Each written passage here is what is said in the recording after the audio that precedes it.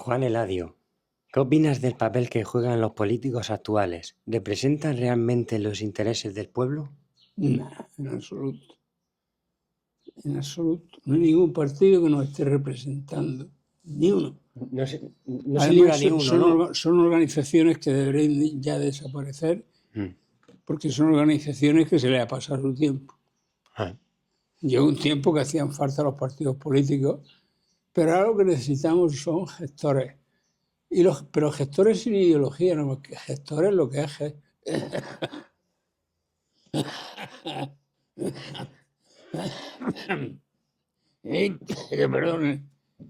Que perdonen nuestros escuchantes.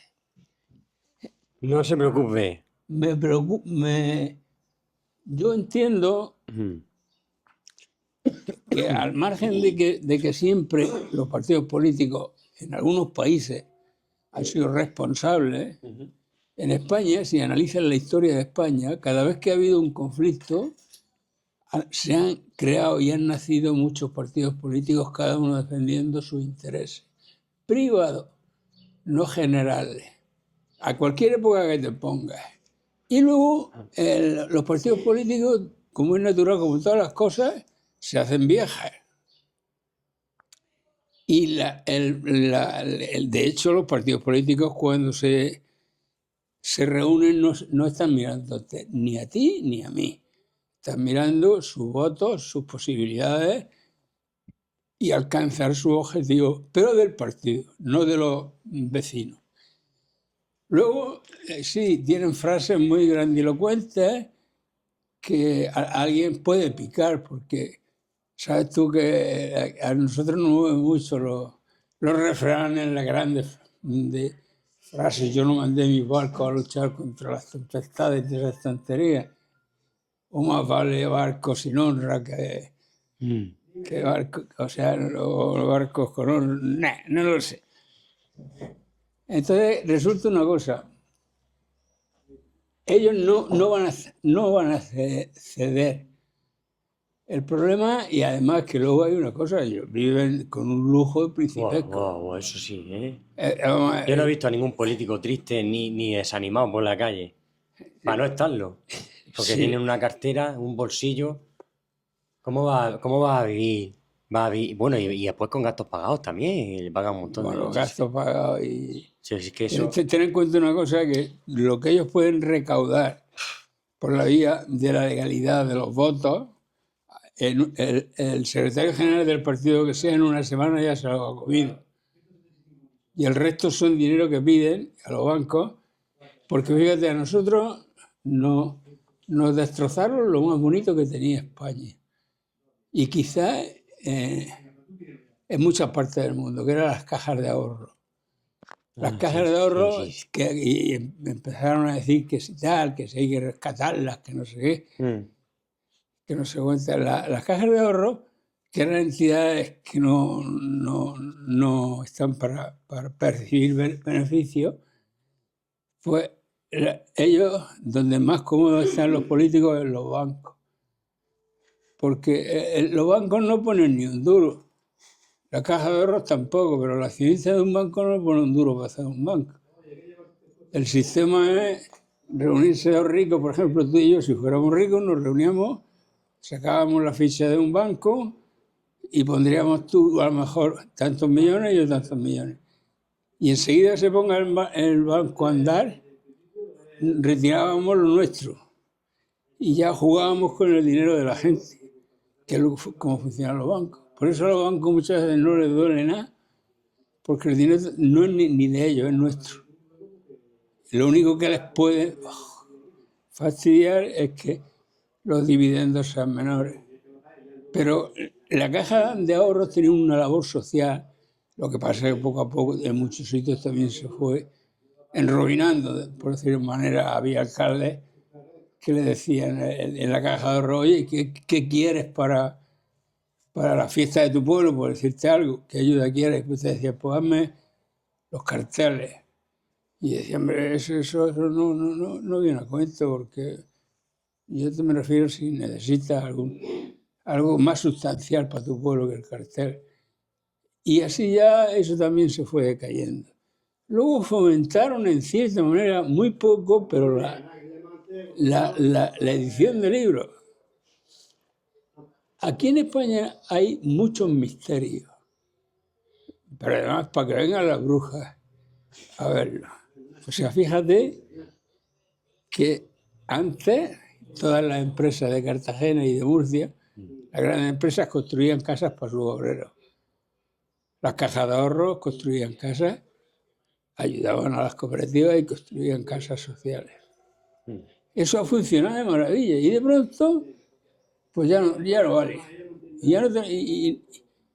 Y ni antes, aquí, si empezamos a enumerar en Cartagena, encontraremos cantidad de barriadas pertenecientes a empresas. Luego, entonces, si algo funciona, ¿por qué no lo dejamos quieto? Claro. Pero lo que pasa es que el partido político lo que precisamente quiere es que no haya estabilidad social. El partido político lo que quiere es que nos estemos peleando entre nosotros y ellos vivir no como príncipes, más para allá, pero bastante más para allá, con gastos, con conferencias, con esto, con lo otro, más para allá. Algo de que dices tú, bueno, ¿y dónde saca esta gente el dinero si realmente han sacado un puñado de votos? Y dices tú, o sea, volviendo, bueno, o sea que me estoy liando más que las sandalias en romano. Los partidos políticos se han pasado de su época. Y no hay derecho, pienso yo, ni lógica alguna, que en un momento determinado lleguen en una elección y se presenten 20 partidos. Eso no tiene ningún sentido. Primero porque no existen 20 ideologías. Ahora lo que sí existen 20 bolsillos. Porque qué ideología, que si no sé qué, que si no sé cuánto. Déjame a mí ahora de ideología. Cuéntame, ¿qué es una ideología? ¿A ti nunca te han dicho, Juan, de meterte en algún partido? Sí, yo estuve en política. ¿Sí? Sí. ¿Y saliste qué? ¿Mal o bien? ¿Cómo Pues fue? salí con un infarto. O sea que a mí la política me ha sentado muy mal porque, no sé, tengo un carácter que me tomo las cosas en serio. Y la verdad es que fue la experiencia más dramática de mi vida en el sentido. Sí, a mí la política no. Porque de pronto te ves metido en medio de un muladar de esos, como los que salen en la tele, de los chiquillos cogiendo basura. Pues así te sientes tú, que estás pisando un enorme muladar. La gente además... he tenido satisfacciones, 2 o 3, pero a los 5 o 6 años de haberme retirado de la política, alguno que me ha dicho, Bormis, te agradezco lo que me hiciste en tal momento. Y eso me ha congratulado, pero el resto, ni con una pistola en la nuca vuelvo yo a la política. Salvo que tenía una idea, que me hiciera al Senado, presentarme para senadores en Podemos y ir al Senado con un pijama, vestido de pijama y con una cabecera, una almohada. Y digo, sí, pero claro, al final no cojo la idea. Pero lo que sí he sido bastante rebelde es en el sentido que cuando iba a los ministerios o a Murcia, que es tanto como ir a la capital de lo que quieras poner. Pues yo la identificación que me daban, me la colgaba aquí en la bragueta, pues, y siempre me decían, ¿y por qué lo lleva usted ahí? Hombre, la chaqueta me la he comprado en el Prica, que entonces era el Prica, y no me la voy a estropear. Y me ponía la pinza ahí. Y yo, eso son pequeñas rebeldías. Pero la verdad es que no le tengo respeto ya, ni saco mi cara por ningún político. En absoluto. Ni por un político, ni por ninguna secta religiosa. No para de hablarse ahora el Papa. ¿Eh? No para de hablarse ahora, Juan, y me acordé de ti. Cuando dijiste que está hasta la sopa y se ha muerto el Papa y parece que se ha acabado el mundo. Sí, bueno. Se paraliza el mundo. yo, ¿Eh? lo que pasa es que la gente no lo sabe, pero yo me lo he comprado. Hay un perfume que te lo echa y el Espíritu Santo viene. Es que esto es increíble, ¿eh? Y ahora Es algo, como tú- te digo, patético. leo el periódico y pone un titular que el Papa Francisco ha dejado a cargo de la fortuna del Vaticano una mujer. ¿Tú sabes la fortuna que ponía? 5.300 millones de euros. La fortuna que tiene el Vaticano. 5.000.300.000. Vamos a ver, según se dice, que no está verificado, son dueños de 1000 y pico bancos de primera línea a lo largo del mundo. Son los dueños de todas las empresas de seguro y reaseguro. Forman parte de las grandes sociedades de fondos buitre. Están en toda la especulación. Y tienen un banco, el banco que ellos le llaman Instituto para la Propagación de la Fe o no sé qué, que es el Banco Vaticano, que la gente mete ahí el dinero, venga de donde venga, y ellos se lo cuidan más que si fuera un hijo de ellos. Son los herederos del Imperio Romano. Es terrorífico y real que Y la gente ha olvidado, no lo dice, yo no lo veo en las crónicas, nada más que sobrepasar cuando los papas tenían sus propios ejércitos para ir a joder a los países vecinos. Y hay países que se independizaron, pero que estaban bajo la tutela del papa. Y los papas, lo que tiene la Iglesia es una vulgaridad tremenda, pero la tapa con una solemnidad. Hasta para matar una mosca, la mata muy lentamente para que la gente vea. Y luego todos tienen el mismo aspecto, por eso es que están clonados. O sea que yo voy por la calle y sé cuándo veo un cura y cuándo no. No, porque tienen un lavado mental, mucho adoctrinamiento y luego el tipo de ritual que hacen, esto de sacar, a mí me da terror. Si es que además, Además, es que es desagradable, es sectario, pero si te paras a pensar, es terrorífico. ¿qué hacían los romanos en los circos? Se bebían, primero, porque decían que era una constituyente, la sangre de los gladiadores. El sudor de la ingle se lo pasaban las mujeres porque era altamente afrodisíaco, decían ellos. ¿Y qué tienen y qué hacen ellos? Cuando dicen han modificado esas burradas y dicen que se están bebiendo la sangre de Cristo y comiendo la sangre El cuerpo, ¿no? el cuerpo de Cristo. Y dices tú, hostia, pues es como el que entra y te dice en un convento, ha llegado usted a un lugar de paz y te ve un crucifijo, un tío crucificado y dices, tu hijo, pues si es tu lugar de paz, vaya una vez. Además, el símbolo de la cruz es un cadalso, porque cuando el catolicismo se separa del cristianismo ortodoxo y en el 1054 se encuentra que España es un país precioso para pegarle un bocado y no soltarlo, porque por eso han hecho tantos santos, tantos reyes y católicos y esto y la hostia. Es decir, el catolicismo dentro del cristianismo cogió como símbolo la cruz diferente, por supuesto, a la ortodoxa.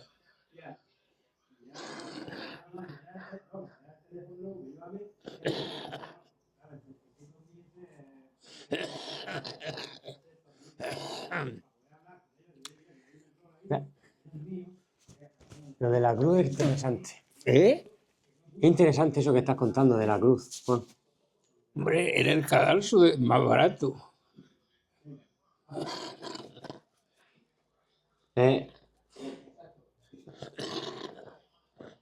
El cadalso, ¿no? Es un cadalso, como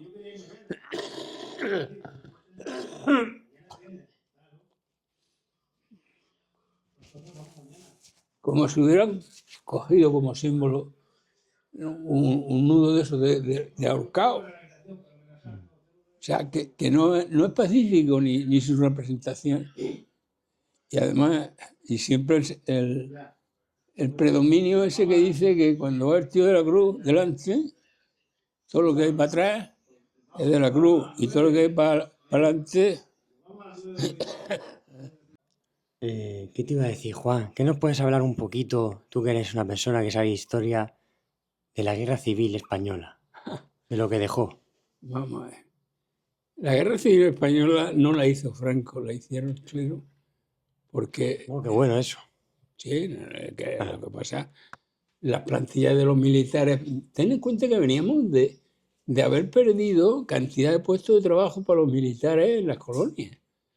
Y cuando nos marchamos porque nos echan, que no nos echan los americanos, es curioso. En la historia de Cuba hay que reescribirla de nuevo, porque el ejército Mambí, el ejército el ejército libertador cubano, derrotó a las tropas españolas.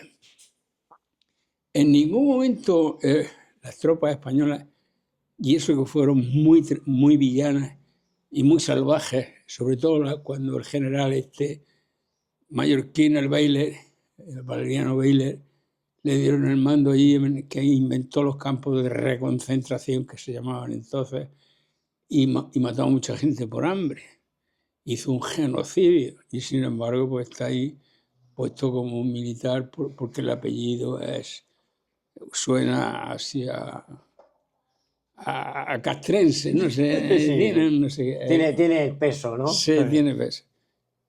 Pero realmente Ay, Dios mío. todos esos militares, que eran muchos generales, muchos coroneles, mucha gente de alto rango, se encontraron que no tenían sitio. Y claro, un general tú no puedes poner a mandar un pelotón, porque el general se cabrea. Entonces, ¿qué pasa?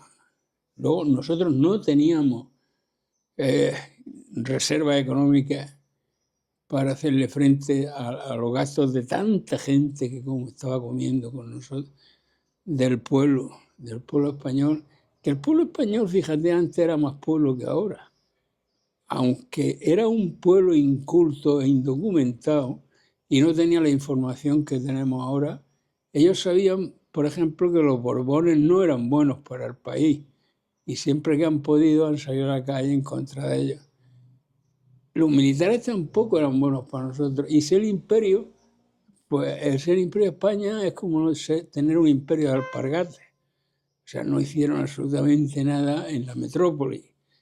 Tú, porque eres joven, pero España, viniendo de 300 años de imperio, mientras que Inglaterra o Francia, yo no estoy partidario de que lo hagan, pero sus pueblos y sus ciudades se les había notado los robos que le están haciendo al tercer mundo en España y se hicieron los mismos robos o más, pero en vez de recaer en el pueblo español, hubo un momento que se hicieron, pues no sé si en un siglo se hicieron 60 catedrales y iglesias, y además hay otra cosa.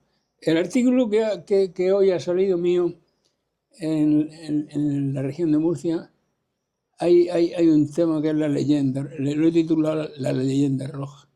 Tú y yo hemos escuchado muchas veces que los rojos se distraían pegándole fuego a la iglesia y a los santos, según dice la crónica nuestra, la franquista. Pero yo cuando me he dedicado a viajar por España, yo he visto muy pocas iglesias quemadas. Yo las que he visto están todas reconstruidas, arregladas, y son viejas.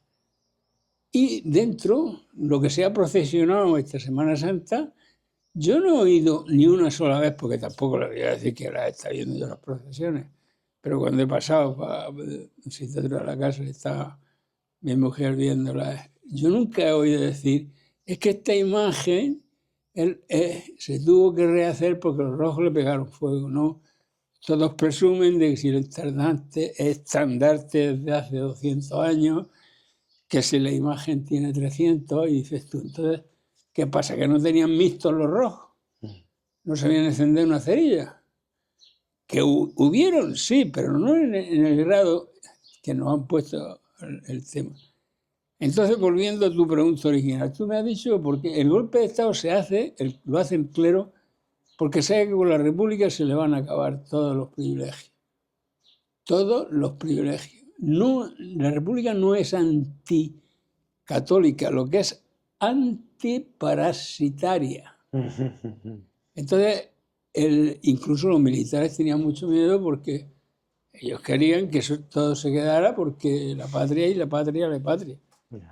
Pero realmente es como ahora, yo no sé si yo lo veré, pero tú lo verás, que el rey de emérito, dentro de poco para la crónica española, está haciendo una cruzada evangélica en su retiro en Oriente. O sea, que no está fugado porque ha robado perras, sino que está haciendo una cruzada, porque es un ferviente admirador del catolicismo. Y esas tonterías que en un pueblo, si se repiten continuamente, llega un momento que tú tienes que tomar partido, mentalmente, aunque no quieras. Y si entiendes que puede ser un caballero cruzado español que está en Oriente, pues te lo crees y lo defiendes. Y si es en español con criterio bueno, pues dirás, no, este no está defendiendo nada, este está aquí oyendo de la Fiscalía Española. Y esa es la crónica en general de cómo se hace la historia en España. Y el golpe de Estado viene, que no fue. Lo que pasa es que el golpe de Estado terminó en una guerra. Y si no le llegan a ayudar a Franco, que eso es muy importante, es decir, que Franco prometió, a través del clero, que enseguida tomarían Madrid. Y como no la tomaron al primer envite, los bancos ya dijeron, oye, cuidado, no vaya a ser que este no esté fallando y vayamos a apostar a caballo perdedor. La cantidad de gente que defendió la República no la defendió por una ideología, sino como algo natural, algo que ha votado el pueblo y lo tenemos que aceptar todos. Pero hay unos todos que tienen que salir las cosas favorables a ellos, si no ya no valen. Y en el caso fíjate, nosotros, el hambre que pasamos y los remiendos y los problemas y esto, simplemente porque Franco estaba muerto de miedo porque sabía que iban a atacarle las fuerzas republicanas españolas que no han tenido, aprovecho la ocasión porque que no han tenido el reconocimiento que les corresponde en Europa. Que yo fui hace años a un amigo que murió ahí en París al entierro y él era republicano a tope. Bueno, era más bien anarquista, pero bueno. Tenía más. Y la gente que fue al entierro eran todos de izquierda. Hijos, la mayoría de los republicanos. A mí me dio mucha satisfacción ver que la mayoría, el que no tenía una cátedra, estaba dando clases de esto, de lo otro. Es decir, que están todos bien colocados. Bueno, lo que yo vi allí era gente preparada, ¿sabes? Con una mentalidad de trabajo y de responsabilidad. Mientras que todos sabemos lo que son las monarquías, el baile de capitanía y ya está. Y luego ya la prensa que les lame las botas, pues, diciendo de ellos que son indispensables, porque fíjate lo que hay en el entorno de los reyes, tanto ahora como siempre. Es decir, que no es un entorno patriótico, por decirlo de alguna manera, es un entorno que nada más que va a lucrarse ellos mismos. En cualquier reinado, y más cuando tenemos la poca visión, aunque el pueblo eso también lo estuvo discutiendo mucho y salió a la calle, de que nuestros reyes, la mayoría de los reyes nuestros, pues desde 1700 para acá, han sido franceses. No tiene ningún sentido que un rey español sea francés, aunque haya nacido en España y aunque sea, pero tiene que ser como eran los Trastamara, que Trastamara me parece que decir al otro lado del río Tambre, me parece, y eran gente que sentían en España, León, Castilla y todo eso. Y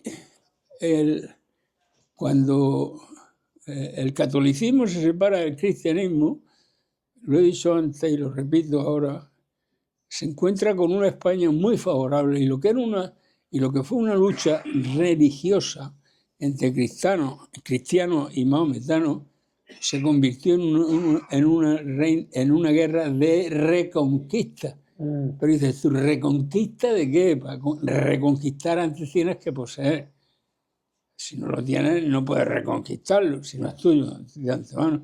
Y España nunca ha sido, nunca está en manos de...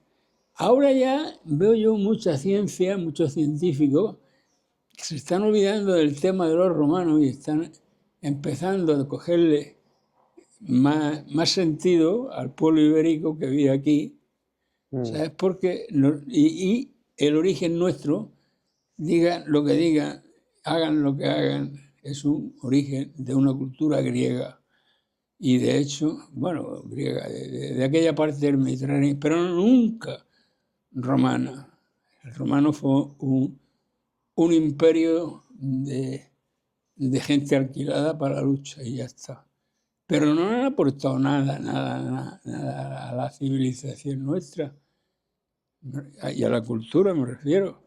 Y todavía ahora menos con esto del Vaticano tenerlo allí, porque vamos, el tío que esta noche se acueste con frío y vea todos esos lujazos de los Vaticanos. Yo no he estado nunca porque no me ha dado la gana. Porque aquello es terrorífico. Yo no he entrado ni voy a entrar. Aquello es terrorífico. Tiene que serlo. Pues tiene que ser el escándalo resumido. Es la cuna de Satán. Como aquello Satanás. Lo que ellos dicen que no es vicio, oro, riqueza. Allí no se ve nada de lo que dicen que es Dios. Nada. Es que si Dios si existiera, ¿dónde no estaría nunca ahí? Claro. Es que... Pero lo que pasa es que no existe. Pero si existiera, estaría de los curas más lejos que tú. Y los consideraría sus enemigos. ¿Por qué? Porque son acaparadores, porque son ladrones sociales.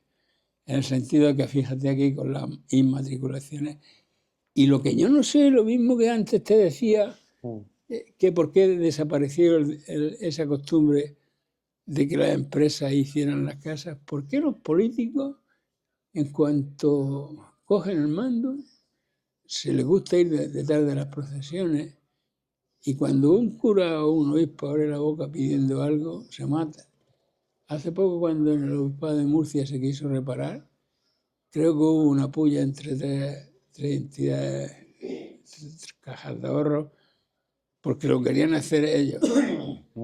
Y digo, es decir, que no me explico de dónde sale y surge la idea de que, atendiendo ya al cura, puedes sacar más votos, no lo sé.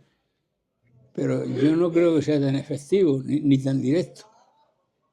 Y la prueba me refiero a eso por lo que vemos. Pero te ampara la iglesia, ¿no? ¿Eh? Como que te da poder. Sí. Sí.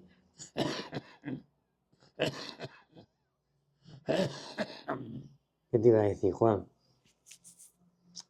¿Piensas que la memoria histórica sigue siendo un tema pendiente o crees que ya está suficientemente abordado?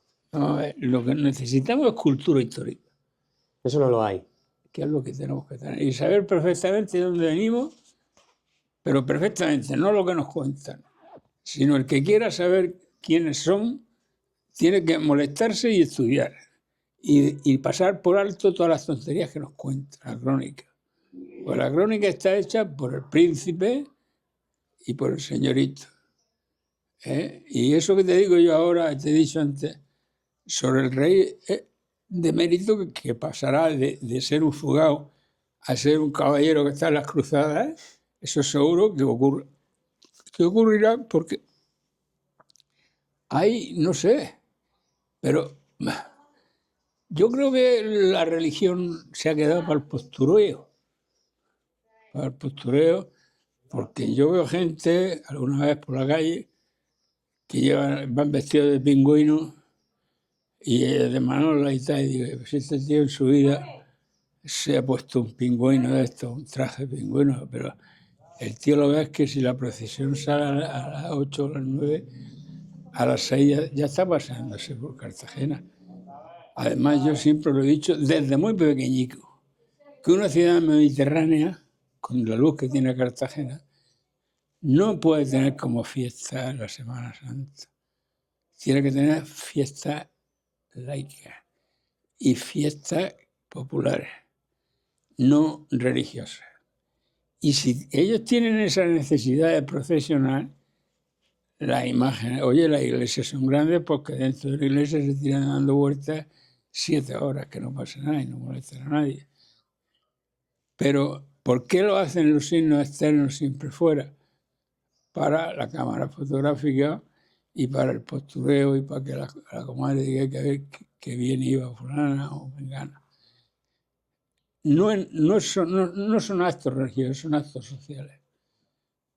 Y ya está. Y la verdad es que se han quedado tranquilos, impertérritos, cuando ellos saben la cantidad de miles de muertos y de miles de migrantes que generaron en aquella destrucción que fue la guerra civil, como consecuencia de un golpe de Estado. No es que se declaró los españoles contra españoles, no. Fue simplemente, que no, bueno, no tan simple, un golpe de Estado de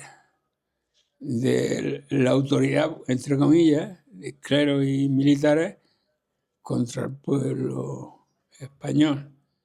Y con la ayuda de todo el fascismo mundial, porque nosotros, por ejemplo, Brasil nos mandó mucho azúcar, mucho café.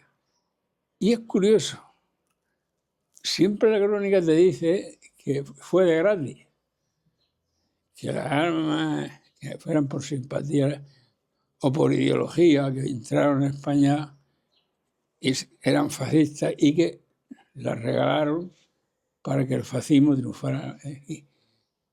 Pero yo recuerdo la miseria franquista cuando estábamos pagando la deuda de la guerra, que se ve que los intereses eran bestiales y los desembolsos muy cortos. De hecho, yo guardo la imagen de esa España negra, y como te diría yo, pero sin embargo, al mismo tiempo que era una España silenciosa, sí recuerdo que en las solanicas, en las reuniones de los mayores, que a mí me gustaba escuchar cosas, había un desencanto y había más inquietud social. Yo no voy a decir por la democracia, sino inquietud social por vivir bien, por tener una justicia buena que ahora. Ahora la gente, pues ya lo vemos, la gente ha terminado la Semana Santa, se han terminado todos sus problemas. No ha llovido y ya son felices. Pero qué duda cabe que un país que, según digo yo muchas veces en mis escritos, fue un imperio de etiqueta solamente, pero no se aprovechó de él el pueblo y sin embargo cometimos las mismas villanías que los demás países. Un pueblo debía de haber despertado antes, en el sentido de decir, no, somos imperiales, el imperio realmente vamos a su beneficio a invertirlo en la calidad de vida de nuestra población, no hacer con el oro cruces, copones y cosas por el estilo. Y a mí me parece muy bien cuando el presidente mexicano, que ya no está, dijo, oye, me tenéis que devolver el oro, si el oro fue robado. Además, el oro, siempre se ha dicho, es que América fue plata, ¿no? ¿Es Obrador? Era López Obrador. López Obrador, sí. Sí. Él le dijo a España, oye, tenéis que devolverme mi oro. O sea, además, hay un hecho, una realidad que la gente pues, la equivoca, la crónica en sí. Cuando llegaba una flota de India a Sevilla, no la recepcionaba gente civil, la recepcionaba el cabildo catedralicio. Y entonces decía, este pedazo de oro para el rey, para el baile de capitanía, y este para nosotros. Y ella es lo que hacían los panes grandes o chicos. Y luego había otro tema que está camuflado, que como los holandeses, los ingleses y los franceses no podían ir a la India, pues entonces se metían en las flotas con hombres de paja intermediarios, y una flota de India a lo mejor llevaba 110 naves o 90 naves o esa cantidad, y a lo mejor la mitad eran para Inglaterra, para Francia, que ya se encargaban eso, los franceses, los ingleses o los holandeses, que eran los que más estaban cerca de nosotros, de que nadie se quedara con sus cargas.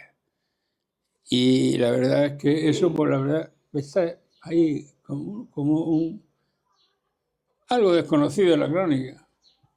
Se dicen, venía la flota de India y entonces el rey respiraba. Sí, el rey le llegaba 4 pedazos de oro y más con los Borbones. Los Borbones lo único que les ha gustado mucho es fornicar. Han sido la monarquía más fornicadora que hemos tenido o que tenemos. Y lo demás, nada, preocuparse por el pueblo. España, ¿por qué salió arriba? Salió por los inmigrantes que se fueron a Europa, y las cajas de ahorro le ayudaron mucho, porque yo era el tío que había estado trabajando en un taller en Alemania, y le dijo al director de su pueblo, de la caja, oye, a mí me gustaría montar un taller. Pues bueno, pues trate dos fiadores y tal y cual, y funcionaron de maravilla y levantaron España entre esos, entre los emigrantes y las cajas de ahorro. No los bancos, no los bancos. Los bancos se dieron cuenta que los habían sacado del partido de fútbol, y por eso actuaron de la manera que han actuado y que siguen actuando. Y los políticos, por supuesto, lo están haciendo fatal. ¿Qué opinas sobre las brechas de desigualdad que se están profundizando en el país? Fíjate, Tanta polaridad. fíjate, nosotros somos por naturaleza egoístas. Nosotros cuando somos pequeños estamos en el parvulario, si nos quieren quitar un juguete, mordemos a nuestro amigo, a nuestro colega y tal, le damos un bocado. Si ahora mismo Europa sigue las instrucciones que las está siguiendo a pie juntillas, por lo que están mandando la gente de los Estados Unidos, ¿qué ayuda le vamos a poder sacar si no las mantecas y el pringue al tercer mundo? Es decir, que eso va a significar que sí, que nosotros a lo mejor nos quedaremos igual, o un poquito más pobres o igual. Pero es que el tercer mundo, con el sistema del armamento, del armarse y de todo eso, se va a quedar pues, desamparado más de lo que siempre ha estado. Que ya es decir, pero porque supuesto que no le va a llegar ningún tipo de ayuda. Y Europa, para mí, aunque ahora están diciendo ahora que Europa es un invento de los Estados Unidos. Porque dijo, la uno y la controlo, mejor que... Y realmente nos ha controlado a tope, en todo, absolutamente en todo. Y si tiene que meter en un conflicto, no le va a temblar el pulso. Yo recuerdo, me estoy liando mucho, pero es No, no. Da gusto irse, Juan. yo recuerdo un diplomático ruso que estuvo con 3 secretarios generales de jefe de la diplomacia. Y ya cuando estaba casi muriéndose, porque se murió al año y medio, los 2 años de esa entrevista, y a mí me dejó una noche que le estaba oyendo la traducción, me dejó liquidado en el sentido de que dijo que cuando se tiraron las bombas de Hiroshima, Nagasaki y el otro vuelo, no me acuerdo de las 2 ciudades, hubo una llamada urgente de los Estados Unidos hacia Rusia para que vinieran a sentarse a negociar. Y le dijeron a este que el plan que tenían los Estados Unidos es o entraban por sus cosas o hacían un programa nuclear contra Rusia. Y en el programa nuclear iba la desaparición de más de 80 millones de seres humanos. Y entonces este le dijo, vale, pues si queréis, vamos a tirarle a eso. Vosotros le tirarnos esa que nosotros os tiraremos la nuestra.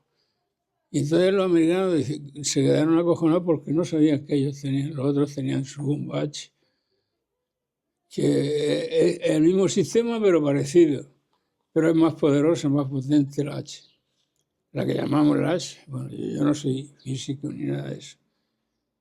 Pero ahí ves la brutalidad de un pueblo que yo a veces lo disculpo porque yo creo que la mala leche se hereda. Y digo, si este pueblo viene todo de emigrantes que estaban muertos de hambre en Europa y se fueron allí, y gracias a la ayuda, fíjate, gracias a la ayuda sobre todo de la población cubana, que hubo momentos que las mujeres vendieron sus joyas y le dieron mucho dinero porque Cuba era rica en ese momento y lo sigue siendo ahora. Le dieron y creo que se llamaba el regimiento de negro o pardo o algo así. Fue el que libró Florida, Tampa, que dicen que era de aquí, y lo investigué yo, el Galvez, y no era de la zona nuestra, era de Málaga, de una zona de Málaga. Y gracias al dinero que apostó Cuba, y luego para que se hiciera la independencia ellos, y darle caballo y tal, los norteamericanos, los españoles, los políticos españoles, pensaban y decían que nunca por nunca los Estados Unidos atacarían a España porque España la había sacado del atolladero y sin embargo, en cuanto pudieron. Pero hay muchos espacios oscuros en todo ese proceso. Primero porque la reina Isabel II llevaba en Francia, me parece que eran más de 30 años, y así que la habían sacado del reinado la gloriosa o la septembrina. Y si tú y yo entramos a un colegio, a un profesor normalito, nos dice, España vendió Cuba por 30 millones de dólares. Y no fue así. Esos 30 millones de dólares nunca entraron en la arca española. Lo que sí tuvo que pagar España fueron 400 millones por tema de guerra, como impuesto de guerra que le pusieron los americanos. Y hay 2 enmiendas ahí que se contradicen, ¿no? Para nosotros que siempre defendemos lo de fuera más que lo nuestro, la enmienda que siempre utilizamos es la enmienda PLA, de que es América para los americanos. Hay otra enmienda en la cual un diputado de por ahí, de Colorado, por ahí, dijo, no, Estados Unidos no tiene que repetir y hacer lo mismo que los demás y ser un imperio igual que los demás. Estados Unidos tiene que ayudar y dejarse las armas. Ya fíjate que estamos hablando prácticamente del nacimiento de los Estados Unidos. Porque cuando el general Santana vende México, un puñado de México, por 400 millones de dólares, los Estados Unidos se dieron cuenta que nada más querían dar millones y tenías que tener entonces el patrón oro, que ya se lo pasaron ellos por las narices, porque lo que le daban era estampitas. Y el resto del mundo siempre ha sido muy considerable con ellos, por culpa también de sus primos los ingleses, que los ingleses no les queda ya ningún país que invadir del mundo, destruja. Ni uno solo, el que quieras poner donde lo quieras decir.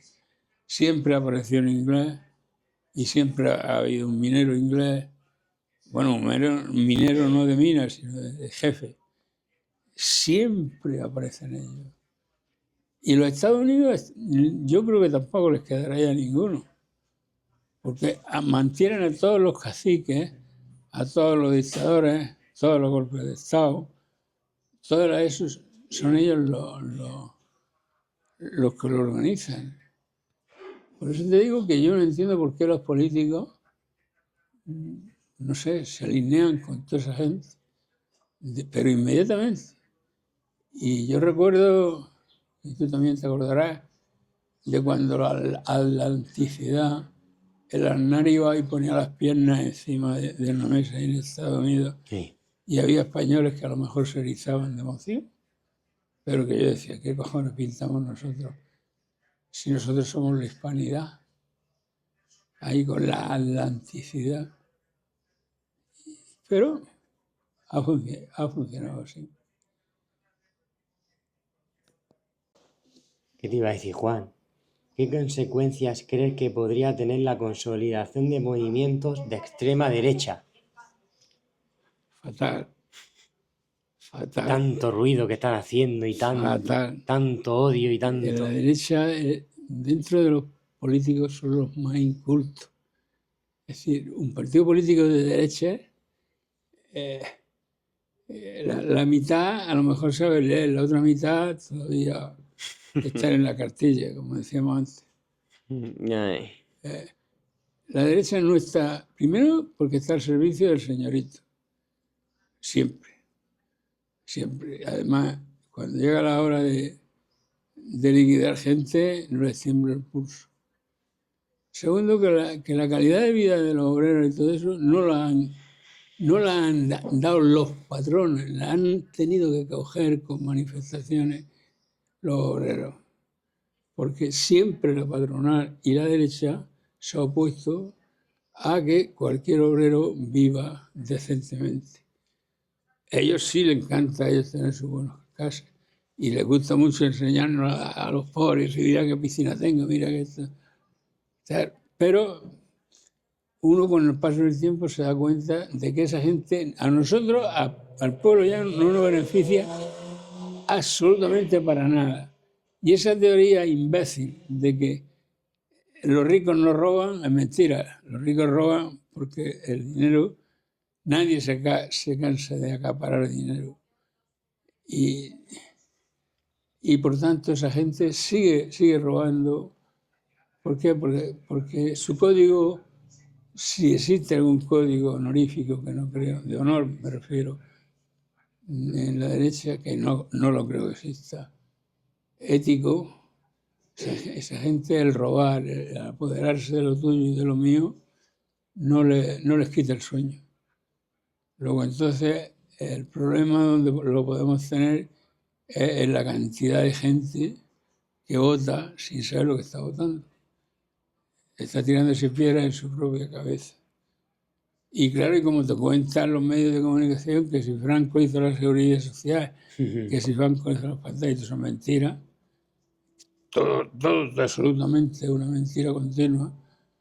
Pues la gente llega un momento, tú le preguntas a la gente y dice, no, los pantanos lo hizo Franco. No, la seguridad social la creó Franco. No, las vacaciones las creó Franco.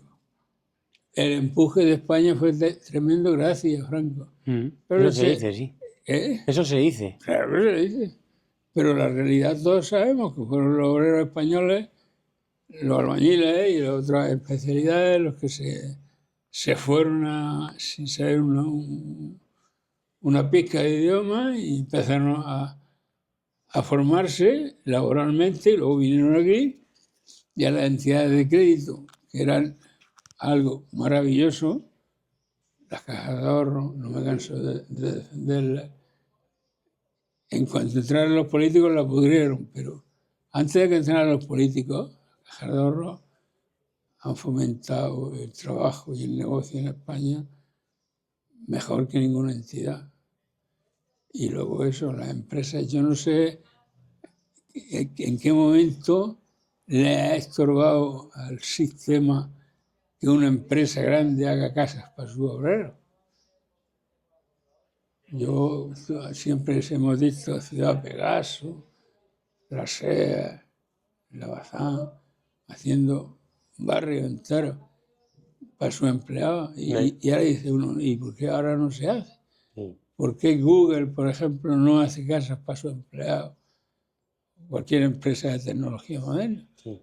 Pero yo no sé analizar el momento en el que parece que eso fue o es o sigue siendo incómodo para el sistema. Es todo lo contrario.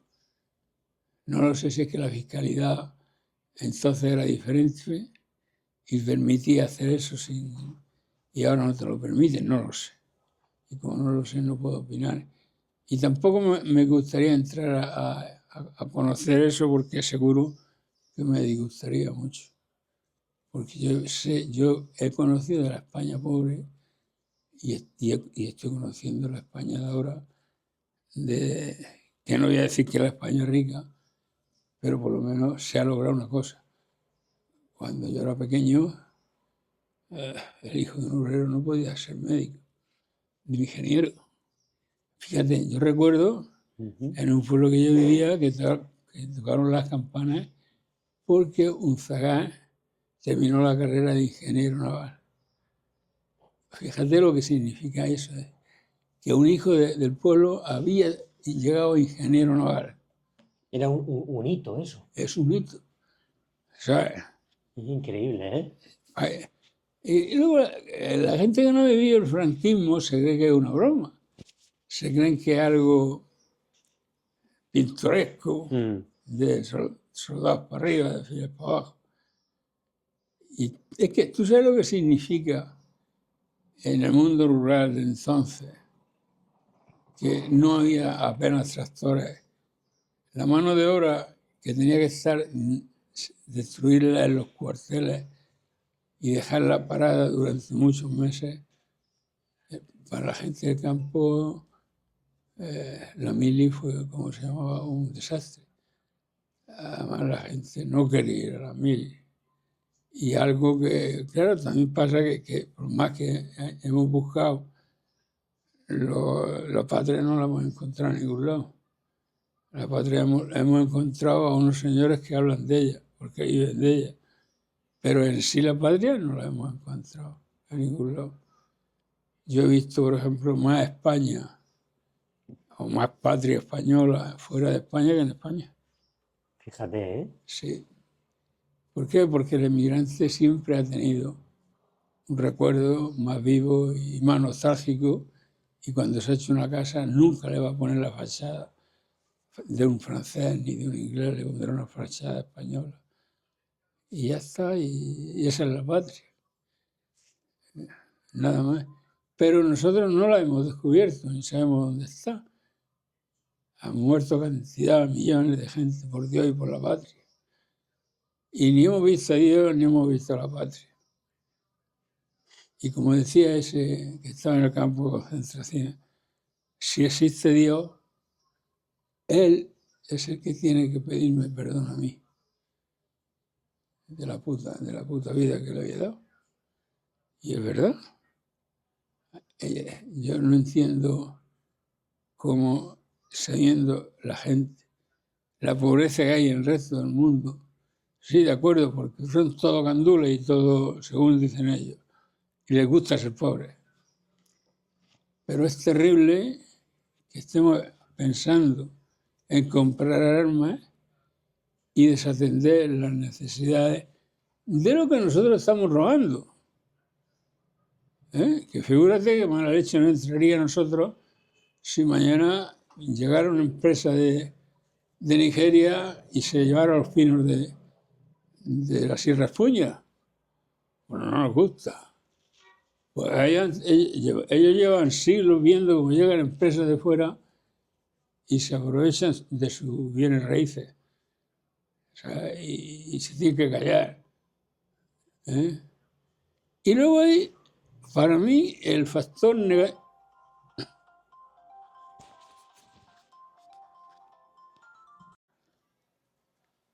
¿Crees que la justicia social, Juan, en España está siendo realmente respetada o es solo un discurso vacío?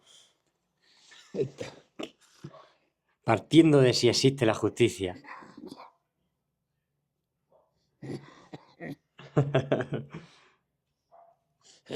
Te corta la respiración.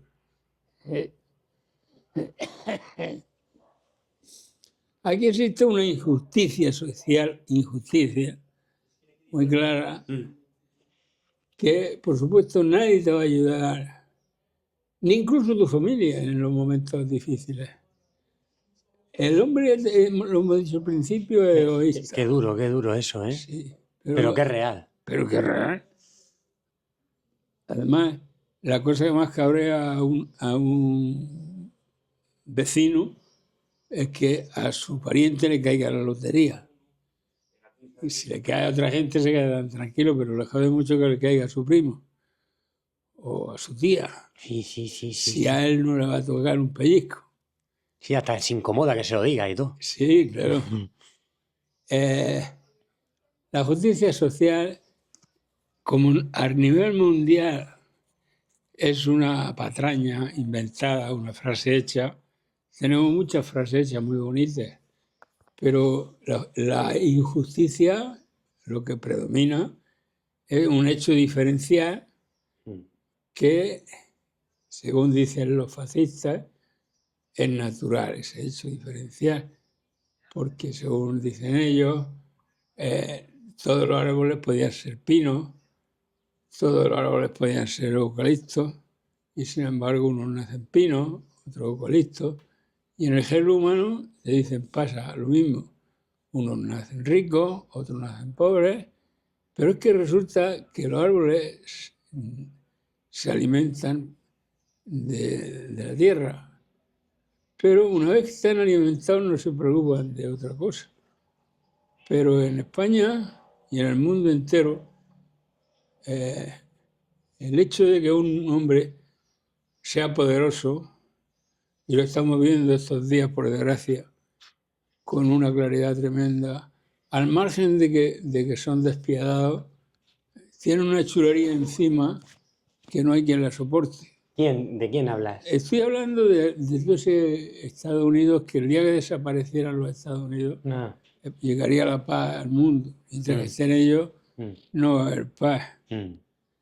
Y vamos, eso es mi forma de pensar y la crónica lo está marcando, lo está señalando. No ha habido, como hemos dicho antes, ni un solo golpe de Estado donde no hayan intervenido ellos, ni una guerra. Que, por cierto, tanta fuerza y tanta leche y no han ganado ninguna guerra todavía.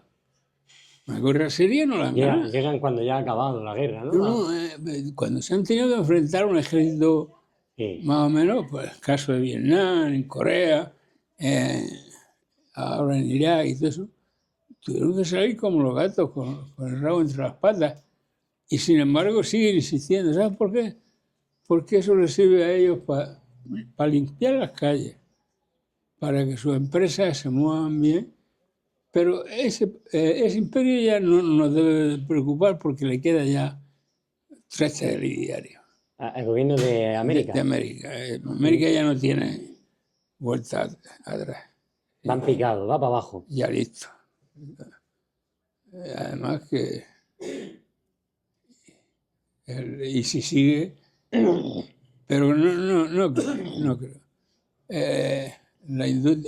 Yo veo muchos TikToks de esos de China y me quedé asombrado. TikTok, ¿no? En TikTok. Esto es, te quedas asombrado de la capacidad y la potencia que tienen tecnológica esa No, gente. eso es brutal. Eso es brutal. Y luego los japoneses también, otro de lo mismo. Oh, Todo claro. lo que es Asia, todo eso es brutal. Brutal. Pero además es curioso. Tú sigues abriendo un periódico español y estás viendo cómo tratan a los sudamericanos y te dicen a continuación el país más democrático del mundo. Y luego en China te dicen, sin darte ni una foto, que los chinos no respetan los derechos humanos. Y tú dices, te quedas, pero bueno, es que esto es respetar los derechos humanos lo que hace esta gente. Luego, la invasión continua a otros países donde no los quieren y se mantienen a cojones. Caso de Cuba. Que a ver si termino ya de escribir la historia de Cuba, porque yo sigo viendo muchos puntos negros en el final de la guerra, cuando se vinieron en la segunda vuelta de los americanos. En la primera casi se ve normal, pero la vuelta a la segunda es donde yo creo que está toda la amiga metida, que es cuando se quedan con Guantánamo a narices y siguen, que por cierto el dinero del arrendamiento nunca lo ha usado Fidel Castro. Siempre ellos han estado mandando dinero, bueno, y lo rompían. No. Y fíjate, el salto de esa época al año 50, que esos son 4 días, qué incomodidad había en la isla, en la cubanía, en Oriente, para que se fuera la gente a la sierra. Es simplemente un abuso constante y, a ver, creo que lo he dicho al principio, la gente tenía menos información, pero tenía más conocimiento de lo que es la dignidad. Y no tenían por qué estar aquí. Cuando dijeron de entrar los americanos, pues eso, lo recibimos con tambores y gaitas. Pero yo creo que, bajo mi punto de vista, insisto, los Estados Unidos se le ha acabado el chupeteo. Y además, te voy a decir una cosa, tienen un sistema económico, vamos, de pobreza. En el sentido de que tú te pones malo allí, pues si no tienes un seguro que te cubre bien, ya sabes que te vas a morir y te van a comer los buitres. No, aquello es... Aquí yo, si a punta de pistola tuviera que irme, me iría, pero con una pistola, pero yo allí no iría a vivir en la vida. Pero fíjate cómo los humanos... Porque aquello es tenebroso. Claro, pero como los humanos somos gilipollas, tú el que se va a Estados Unidos... Pero eso porque lo que ha hecho Hollywood, pintarse aquello que es paraíso y la gente aquello idílico. Y aunque esté pasando lo de pena, pero estoy en Estados Unidos. Claro. Pero, ¿dónde vives? Vivo en Estados Unidos. Tú vives en España, tú eres una mierda comparado conmigo. ¿Pero por qué? Porque el Hollywood, todo lo mediático y toda la propaganda que ellos pagan para que... Ellos saben. Ya ni pagan. Ya se la hacen los periódicos sin pagar. Ya cualquiera, cuando habla de democracia, los cita a ellos como la montaña mágica. Cuando se habla del imperio, se habla de ellos, sin necesidad de que le suelte. Claro. Pero allí, eso. Pero eso que tú dices, yo no iría tampoco a vivir allí. Yo digo que de los mejores países, pues no decían mejor España. España no es malo. Lo único que pasa es que hemos sido, y es verdad, buenos vasallos, pero no hemos tenido buenos señores. Porque es un país rico en todo. Sobre todo hay un hecho. La vida es luz. Y yo cuando veo así reportajes de Noruega, de Finlandia, de eso, incluso cuando navegué por allí, te da tristeza ver esas casas en medio de una bahía de aquella, de un fiord, y dices tú, ¿qué hace pinta una persona, una familia aquí metida? Y dices tú, joder, o las ciudades, mientras que cuando te desplazas hacia la zona caliente, al Caribe, pues resulta que dices tú, coño, esto es vida, aquí hay luz, aquí hay vida, y no te da pena de ver nada, y no, si ve una casa solitaria, al contrario, dices, mira ese listo que es, que está apartado, pero vive a gusto. Pero por lo menos yo te hablo de mi propia experiencia. Sí, sí, sí. A mí No sé. cuando veo una casa en los Tristeza. países fríos, me da soledad. Soledad. No me siento a gusto. Yo no viviría allí.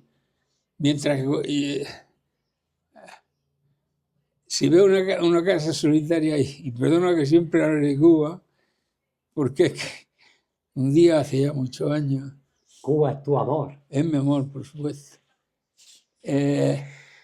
Vi una casa, yo creo que era cerca de Camagüey, que estaba en un montecico, y desde ese montecico se divisaba hasta la planicie de la Cuba profunda. Qué bonito.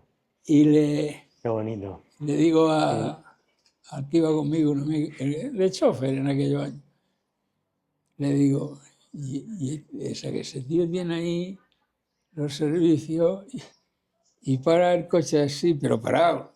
Y me queda mirando y dice, el come mierda, le tuvimos que llevar la luz, el teléfono. Dice, ya ves tú si no se puede haber hecho la casa al lado del pueblo. Pero dije yo, joder, si en España le va a llevar tú la luz, como ser rico. Pero la sociedad, a mí ese pueblo me encanta por muchas cosas. Por la sencilla razón de que es el más humano de la tierra. El grado de humanidad y de filialidad que tienen y el grado de sonrisa. Aquí todas por la calle, por la Gran Vía, y no veo una sonrisa ni para Dios.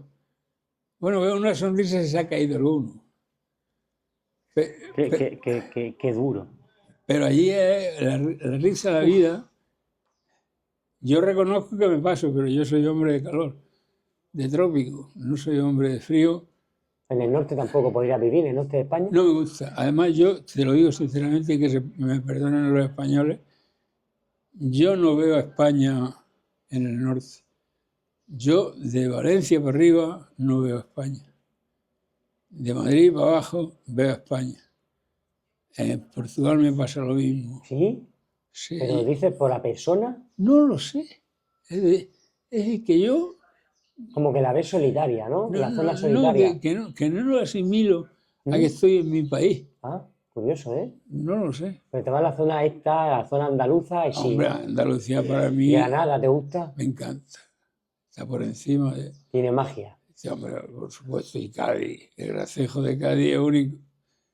Y luego es eso, que yo me siento español en la mitad de España. En la España feliz. Que Entonces, yo ¿Barcelona no te gusta? nah, no por nada, porque tampoco me gusta San Sebastián, No. ni ninguna urbe, ni Valladolid. Curioso eso. Me gusta Sevilla, la cojo regular, pero por ejemplo Almería me encanta. Y Valencia. Valencia menos, pero Andalucía, hombre, yo si me pierdo, alguna vez me tienen que encontrar en Andalucía. Los demás sitios no me llaman, no me siento yo español, ahí, no sé por qué. Y yo no estoy diciendo que seamos nosotros mejores o peores, Claro. sino que mi sensación no es la misma allí que aquí. ¿Qué te iba a decir, Juan? Se habla mucho de los emigrantes. Vienen en pateras. Esta gente hay que mandarla a su país. Este negro, ¿Qué puedes hablarnos de esta cultura y de este racismo y esta poca empatía que hay? El reflejo de la brutalidad de una sociedad y de la mentira continua que vivimos.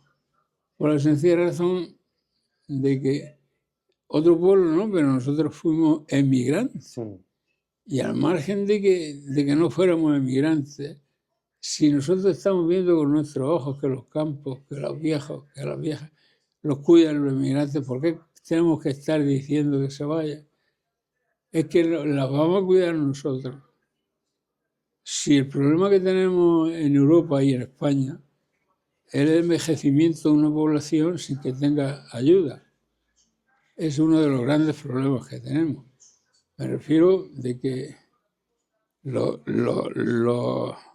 viejos, la mayoría, se mueren como perros, solos, ¿Verdad, eh? la mayoría. Y sin embargo, oye a estos imbéciles decir que nos quitan el trabajo, que nos quitan no sé qué, que son todos unos asesinos, que no sé qué. Pero yo creo que eso habría que cortarlo de raíz, porque eso sí que es un delito social grave. Y las religiones tenían que intervenir ahí. Ahí la gente cuando eso se ampara diciendo que esta gente tendría, que está muy bien es que venga a trabajar, es que no fuera. ¿Tú qué piensas de eso? Pero si yo no he visto ninguno que venga aquí A vivir, ¿no? a estudiar piano, yo no lo he visto. Yo he visto que todo lo que ha venido es a trabajar y todos los que yo me he tropezado O en la calle pidiendo, vendiendo. ganándose la vida. ¿Verdad? Pero estudiar piano Claro. o asesinar no ha venido absolutamente nadie, ninguno. Luego, esas cosas habría que... Es ideológico todo, viene arriba de la política, ¿no? De tarugo, de irreflexible, de gente que no tiene idea de las cosas que no conoce. Ni conoce la historia, ni le interesa, ni la va a conocer nunca. Y no va a ser solidario nunca con la gente.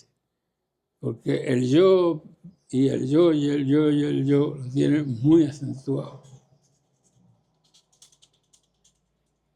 Totalmente.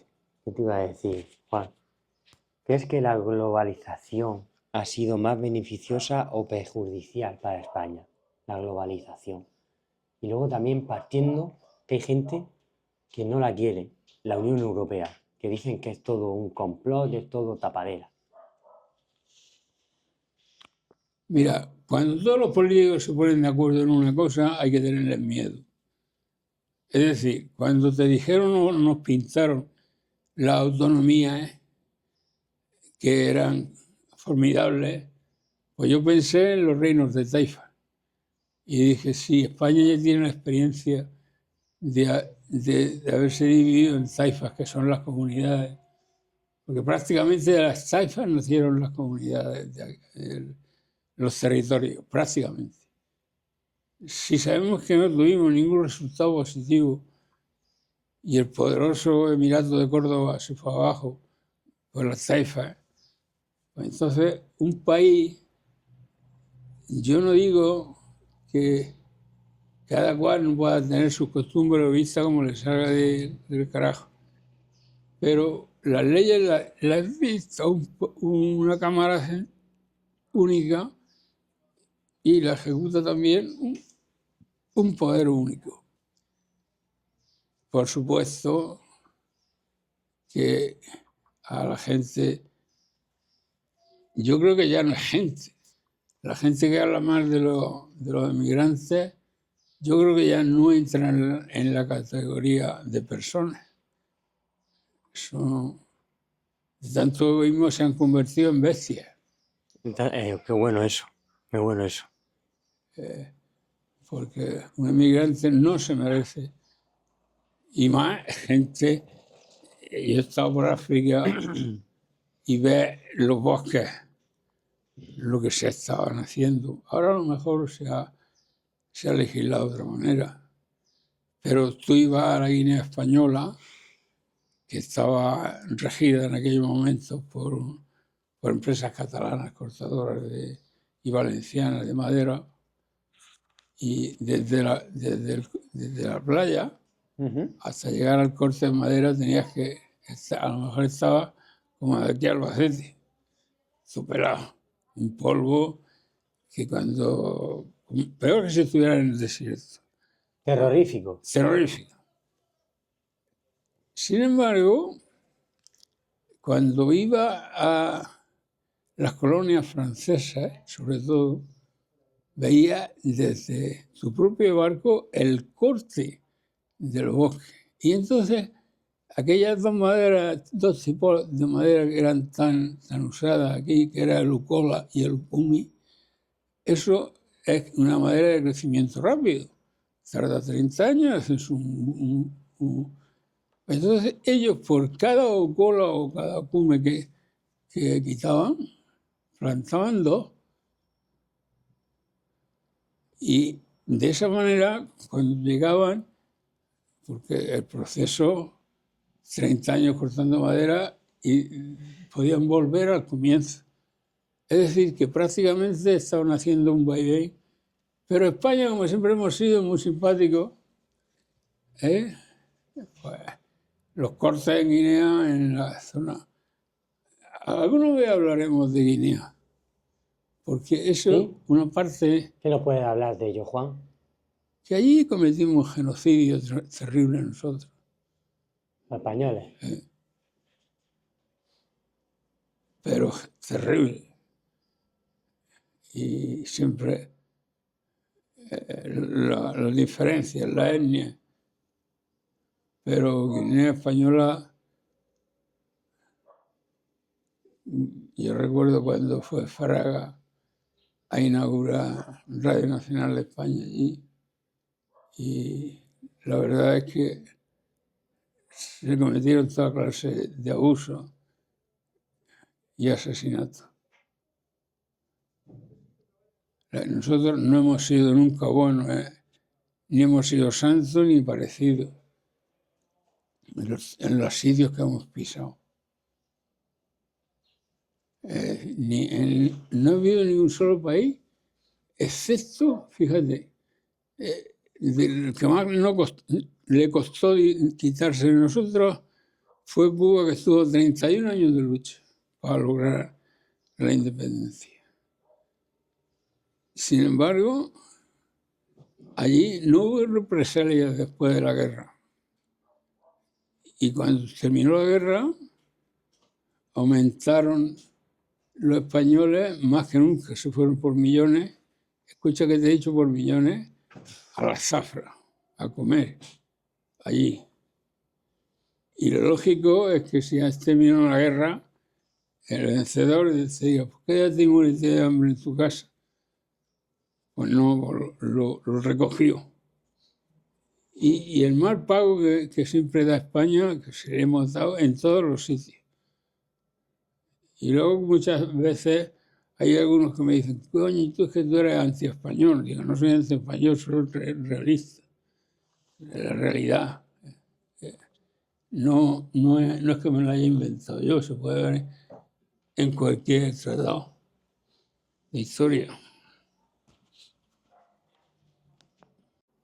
Juan, ¿cómo podríamos construir una sociedad más justa que garantice derechos a todos? Quitando los partidos políticos y las religiones. Ahí está todo, ¿no? ¿Eh? Ahí está toda la solución. Ahí está todo el problema. Y por supuesto, un solo en su olivo. Y el país que intente invadir, tirarnos, aunque sea abocados, y echarlo fuera del país que se intente invadir. Pero el mundo sin las religiones y sin la política, los partidos políticos, sería una balsa de aceite. Y mi mujer que no me deja, me figuro. ¿Qué te iba a decir, Juan? ¿Es posible mantener una economía globalizada sin perder las raíces locales? Vamos a ver. El proceso de la humanidad fue, por lo menos lo que nos ha contado la ciencia, fue desde el creciente fértil, desde las zonas orientales del Mediterráneo, que empezó el hombre ya a hacerse agricultor, a conocer el trigo, a tal. Y eran economías, por supuesto, locales. Sí.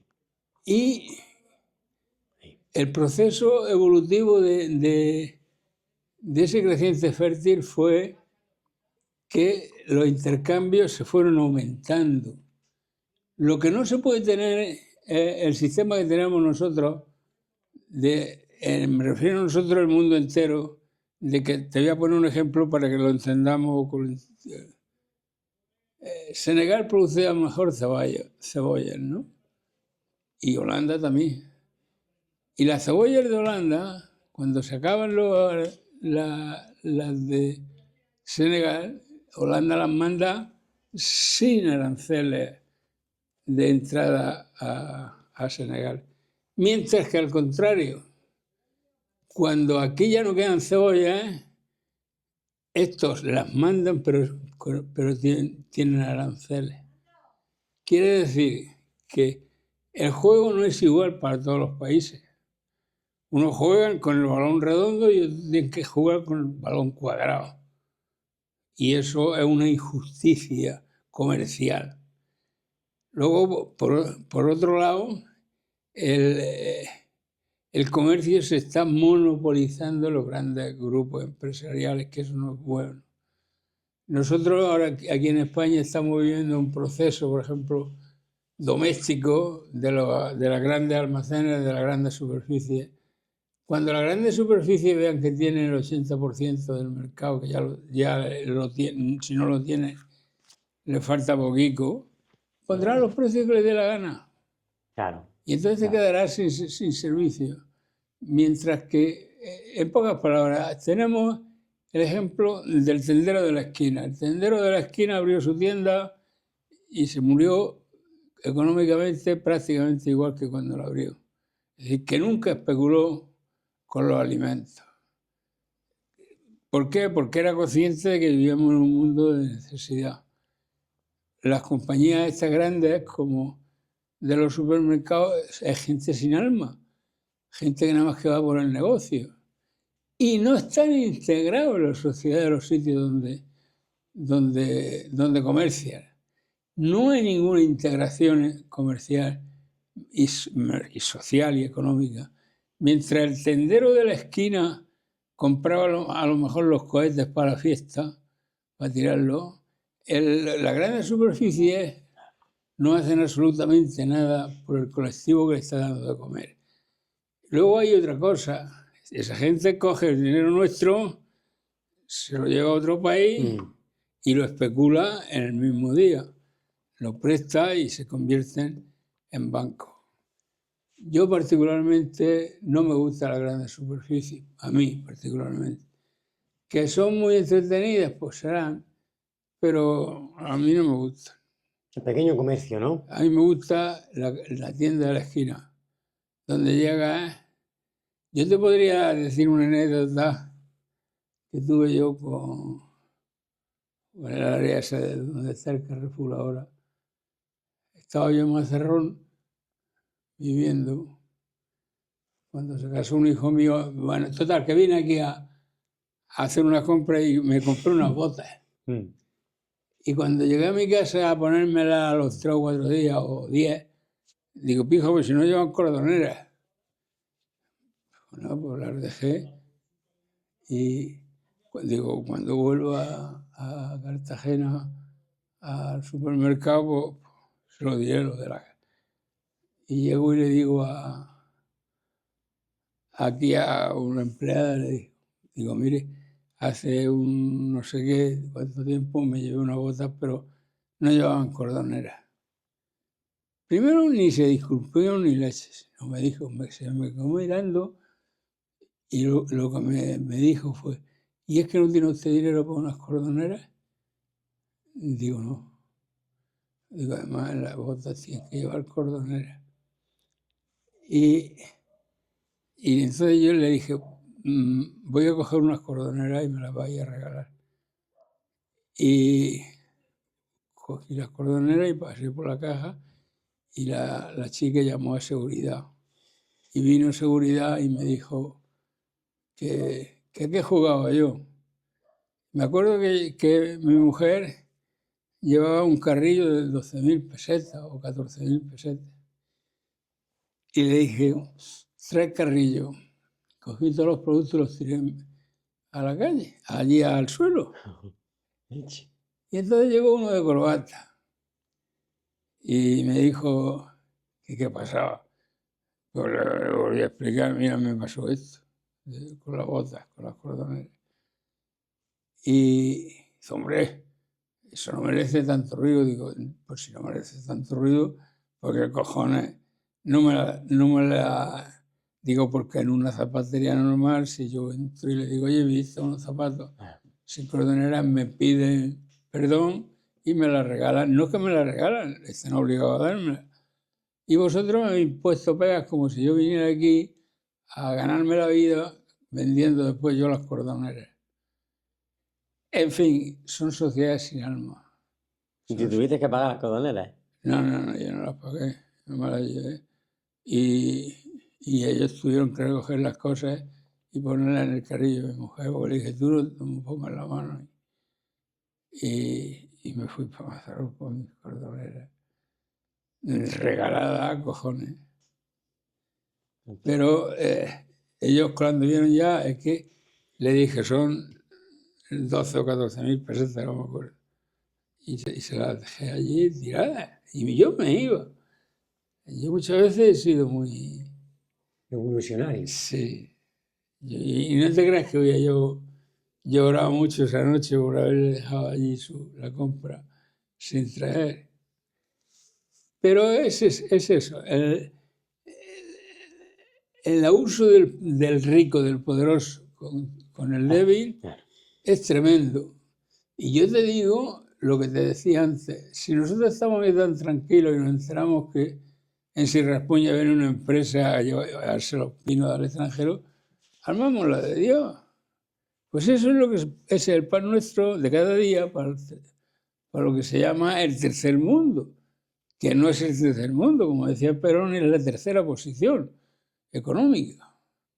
No, el nombre del tercer mundo es discriminatorio. Pero Perón, que hay otra prueba de un hombre que ahora la propaganda yanqui, que es la que manda en el mundo, pues está diciendo que era un hombre malo, y esto es lo contrario. Argentina, en las manos de este que está, pues, se va a notar mucho su decadencia. Sí, si no se produce una explosión allí, que lo más probable es que se produzca. Entonces, la globalización, que sería la mundialización en realidad, pues creo que cada país tenía que solucionar sus problemas y dejar que otros países ingieran de fijo en su país. Es decir, no hemos cargado a todos los senderos de la esquina y no hemos rodeado de grandes superficies.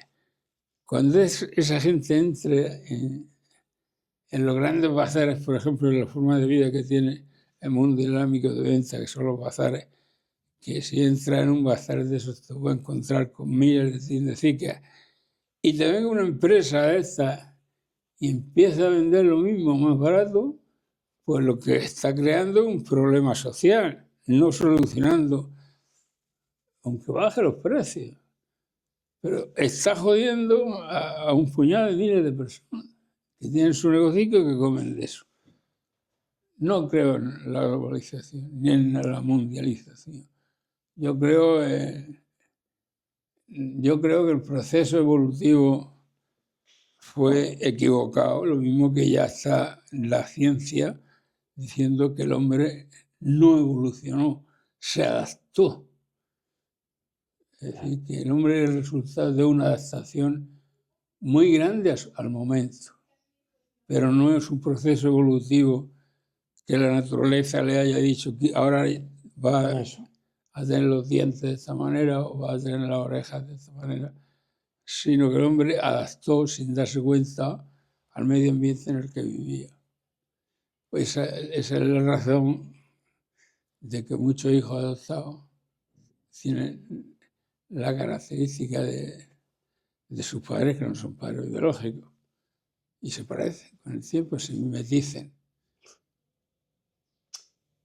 ¿Cómo ves el crecimiento de la extrema derecha en la política española?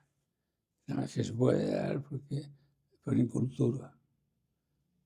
Eso es totalmente algo inculto. Han entrado fuerte. ¿Eh? Han entrado fuerte. Sí, además hay un complot mundial que quieren hacerse. Se sigue viendo esa España franquista. Hombre, nunca ha dejado. El franquismo es... Pero es que anterior al Franco ya existía el sistema franquista. Si España siempre ha tenido, es lo que decíamos al principio, muchos militares, muchos generales, muchos coroneles, muchos tenientes coroneles, y una sociedad que se convirtió, siempre ha sido un gran cuartel o una gran catedral. Aquí la gente está viviendo en cuevas y ahora un poco por el no, pero cuando yo era pequeño en todos los pueblos había cuevas. Entonces, y en Cartagena estaba en la cueva. Entonces, que ocurra eso, está diciendo que la derecha, los que controlan el dinero, le importa un carajo la calidad de vida de su... Y entonces empiezan a decir, como dicen los curas a los pobres, la suerte que tenéis es que vais a ir derecho al cielo cuando muráis. Pero empiezan a decir que la cueva es de una temperatura uniforme, en las cuevas se vive de puta madre, y llega un momento que habrá gente que dirá, coño, pues yo me había vivido en una cueva, ¿no? Y no es así, pero bueno. El mundo no es un mundo redondo, es un mundo cuadrado, con muchas aristas que van a encontrar en nosotros mismos, que las provocamos nosotros. La naturaleza es más noble que nosotros. Nosotros enseguida podemos joder a la naturaleza.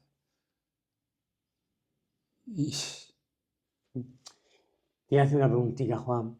¿Qué enseñanzas crees que aún se pueden aplicar del legado de Che Guevara en el contexto actual? Para eso tiene que nacer un Che Guevara. Eso es imposible ya. Imposible. Yo particularmente siento una devoción por él terrible. Me parece que lo leemos la vez pasada. Yo he entrevistado, he tenido charlas con ayudantes de él y dije que era una lagartija, que no podía quedarse con él. Y realmente no es normal que un hombre que es, por ejemplo, presidente de Banco de Cuba, por la tarde esté llevando una carretilla ya de albañil. Y por mi parte de unas microbrigadas, porque La Habana se construyó cuando esta gente entra de la sierra. La Habana tenía un problema de vivienda, un problema de barrios miserables. Sí, y esta gente empezó a hacer viviendas con la unión de lo que ellos llamaron las microbrigadas. Cada persona iba a un tajo de albañilería, llevaba una libreta, llevaba unos cupones y el encargado, que siempre era el que vigilaba la obra, pues si a ti te apetecía trabajar en la obra tal, trabajaba. Y si no, trabajaba en otra y te quitaban ese cupo y iba hasta que tenías que renovar. Pero todo el mundo... Es que es un país diferente. La solidaridad ahí no la entendemos nosotros. No la entendemos porque, no sé, nosotros tuvimos una guerra civil y estamos todavía dándonos hostias. Ellos tuvieron una guerra con nosotros y al día siguiente ya crearon el Instituto de Fomento de Empresas para que los españoles volvieran. Es decir, que no eran tan enemigos como somos nosotros mismos con nosotros mismos. Yo siempre digo que fue una guerra sin enemigos. El pueblo se cometieron cantidad de asesinatos, pero el pueblo fue bastante más noble en el sentido de que no fue como nosotros, que ya te digo, llevamos ya no sé cuántos años que terminó la guerra civil y todavía no nos podemos ni ver. ¿Cómo influyó el pensamiento del Che Guevara en la visión de la política y de la sociedad, en tu punto de mira? ¿Cómo influyó en ti? Vamos a ver. Yo, el problema que tuve, que me costó mucho adaptarme, es que yo vivía en España, pero cuando empecé a ir a África en el barco y tal, y vi la pobreza, y vi todo el problema que hay, la escasez, la chulería de los blancos, el despotismo en las ciudades, ahí me quedé yo ya Tocado. Cómo se cargaban entonces los barcos a base de esclavos. Y ya a partir de eso, yo que era el clásico español, incluso iba a misa y todo. ¿Por qué? Por lo que sea. Ya dije, no, este mundo no es el mío. No por eso que te digo, porque los pobres son más pobres de lo que la gente nos creemos, pero mucho más pobres. Ahí te diste cuenta de la mafia de la iglesia, de la mentira que no... Eso fue para ti un despertar. Fue un despertar, pero a lo bestia, ¿no? Claro, además yo siempre... Ya en aquello yo no lo llamaba misioneros, lo llamaba resignadores, porque su trabajo era resignar a la gente en la pobreza. No era revolucionario, como el Che. Y luego el grado de incultura que había en América era terrible. Y ahora mismo, hoy, a pesar de que son gente, según dice la prensa española, muy mala, pues tienen la mayor esperanza de vida de América, tienen la mejor enseñanza, la mejor sanidad y la sonrisa. Entonces, tienen todos los factores para ser felices. Aquí, si te haces rico y te compras un yate, seguida está el vecino al lado que se lo compra, que también es rico, que tiene 2 metros más que el tuyo y ya te jode. Ya te quita toda la ilusión del coño del yate. Entonces, el capitalismo es una lucha desenfrenada y egoísta, mientras que el socialismo es eso, solidaridad, para mí. Socialismo. ¿Qué te iba a decir, Juan? ¿Qué papel debería tener el gobierno en la reconciliación de las familias que aún sufren por los desaparecidos, por los que tienen que irse fuera? ¿Cómo crees tú? ¿Pero en qué sentido? ¿Los inmigrantes? Exactamente. ¿No? Por esos hijos, por esos cerebros que salen fuera de España, porque aquí ya no pueden buscarse la vida. Puede ser un atraso para un país.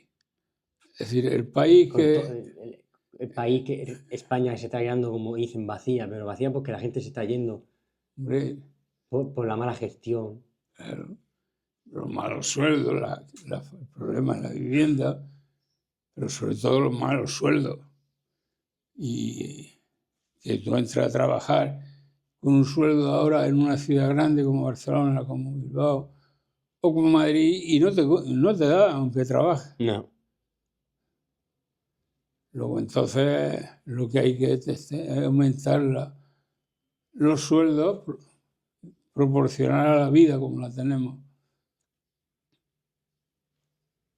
Y te iba a decir, Juan, ¿cómo te posicionas respecto al nihilismo? ¿Crees que hay algo por lo que valga la pena luchar? Fíjate que lo estoy dudando. Quizás por la longevidad. Y luego cuando te das cuenta, cuando vas llegando viejo, como en mi caso, también te das cuenta de que no te sirve de nada vivir a base de achaques.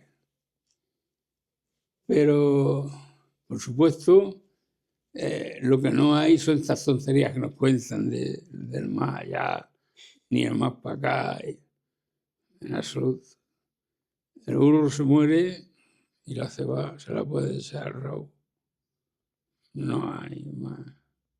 No hay vida, No. no hay... Si hubiera, cuando se murió Lázaro, que estuvo 3 días muerto, podía haber hecho un libro y decir lo que vio. ¿Y qué dijo? No, nada en absoluto. Y si lo dijo, sí que se lo cayó. No está escrito en un sitio. Pues Santiago, que estuvo 700 años enterrado, hasta que lo desenterraron los curas, podía habernos dicho a escribir un libro, aunque los derechos de autor estuvieran complicados. Es decir, nos va a pasar esto y esto y esto. Santiago. Santiago. Santiago, ese que dice que entró por Santa Lucía. ¿Qué le pasó a Santiago? Sí, sí. Que bueno, tuvo 700 años enterrado, entonces lo montaron en un caballo blanco y lo pusieron en lucha contra los árabes. Ah, Y sí. la gente lo veía luchando contra los moros, por favor. Pero por eso te digo que esa gente que ha conocido, en teoría, la muerte y la vida, podían explicarnos qué era la muerte. Y no lo explicaba. Fíjate, Sí. la literatura es tan bonita que hubiera salido ahí. Se hubieran quitado todas las interrogaciones. Interesante. ¿Qué te iba a decir? ¿Qué te llevó a ti tu fascinación y amor por Cristóbal Colón y sus rutas? Y ese debate también que hay de la nacionalidad de Colón, que todo esto, ¿qué nos puedes hablar de ello? Hombre, la historia que nos han contado de Colón podía empezar en un lugar de la mar de cuyo nombre no quiero acordarme, porque simplemente se ha ido todo ajustando y lo que nos ponen como ediciones y conocimientos contemporáneos a la época que se supone que vivió Colón no coinciden. Es decir, que cuando vino la celebración del tercer centenario del descubrimiento, que no fue ningún descubrimiento, que los continentes no estaban escondidos detrás de una piedra, a un marino, me parece, un riojano, le encargó el gobierno del momento, el rey del momento, que preparara una serie de efemérides, y entonces empezaron a desenterrar libros de Colón, pero no libros contemporáneos hechos en el momento ese. Además, hay un detalle que siempre a mí me gusta notar. Si realmente Colón llegó a Palo y de ahí se vino a Barcelona por tierra, porque vino por tierra, ¿por qué ningún cronista de ninguna villa dice, ha pasado por aquí un marino que trae un puñado de loro? No existe ningún cronista que haga fe de que... Yo supongo que pasó por aquí por cerca de Aledo, porque esta era una cañada natural de subida hacia Barcelona, ¿no? Pero misteriosamente ningún... y luego hay un hecho también fundamental y básico, al margen de las concesiones técnicas o de las cosas técnicas. Cuando Bartolomé de las Casas tiene que darle nacionalidad a Colón, que él dice que ha sido amigo del hijo de Colón y que ha visto a Colón en Barcelona, dice Colón, según un Juan de Barro, era genovés, o no sé cómo se dice en portugués.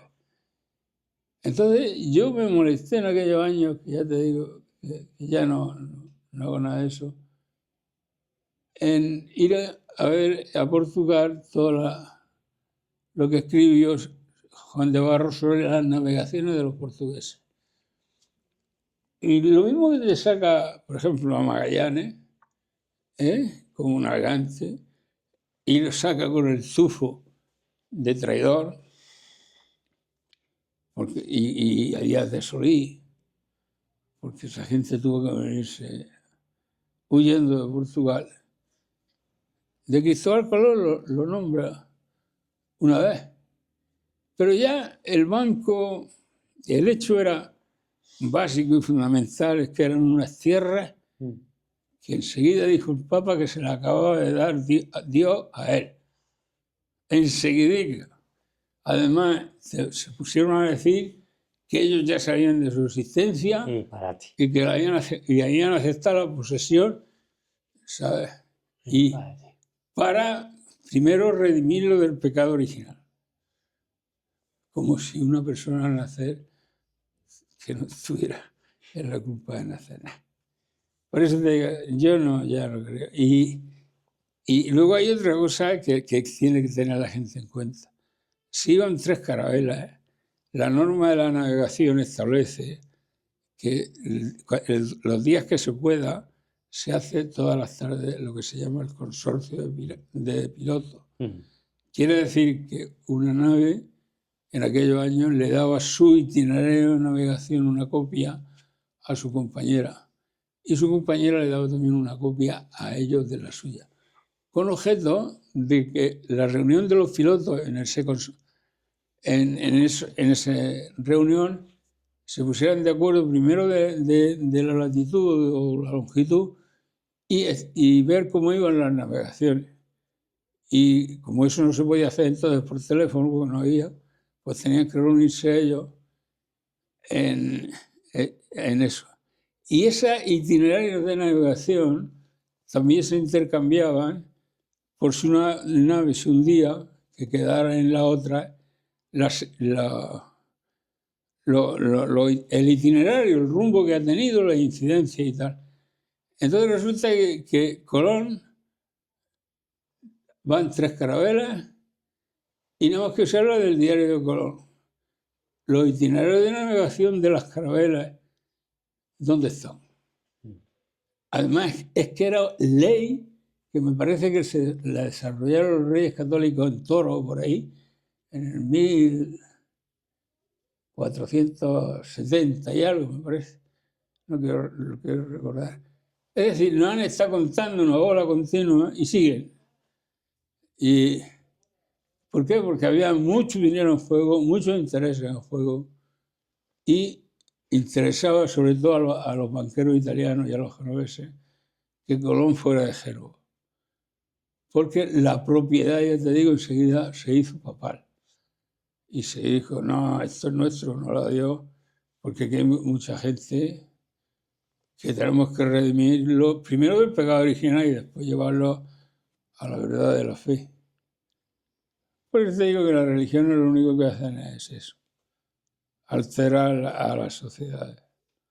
No sirven para nada, porque no controlan. Resignan a los pobres, eso sí, pero los pobres ya están resignados. Si tú te levantas y no tienes nada que comer, ¿qué ganas vas a tener de dar salto? Bueno, Juan, y así es todo. Ya para finalizar, algo que quieras contarle ya o resumir de todo lo que nos has hablado. Pues yo me gustaría que esta ciudad, que yo sé que tiene buenos poetas y buenos escritores y buenos pensadores, que prestara más atención a la cultura, pero a la verdadera cultura, no la que lleva acá, sino la que lleva fe. Y que si se hace una feria de libros, por ejemplo, que yo no me gusta la palabra feria, porque para mí tiene una connotación de caballo, de mula, de burro, de feria de animales.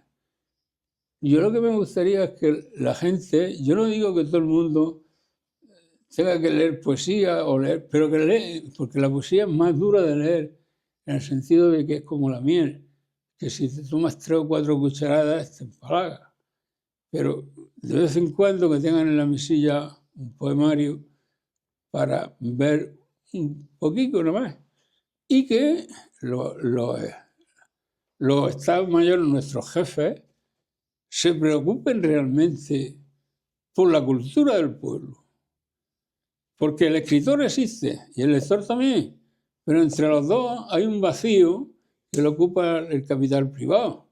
Y ese capital privado es realmente el que está mandando y nos dice lo que hay que leer y lo que no hay que leer. Entonces, los gobiernos deben de intervenir en ese campo con una comisión de expertos y cuando hay un escritor o un poeta suficientemente que exponga su obra ahí, sí es buena que esa gente la publicite y la lleve, pero por la vía oficial, nunca por la vía particular. Y eso es mi punto de vista. Me gustaría en esta ciudad que aumentara su índice cultural y se perdiera tanto barriqueo. Sí. Tanta barriga. Sí. Bueno. Bueno.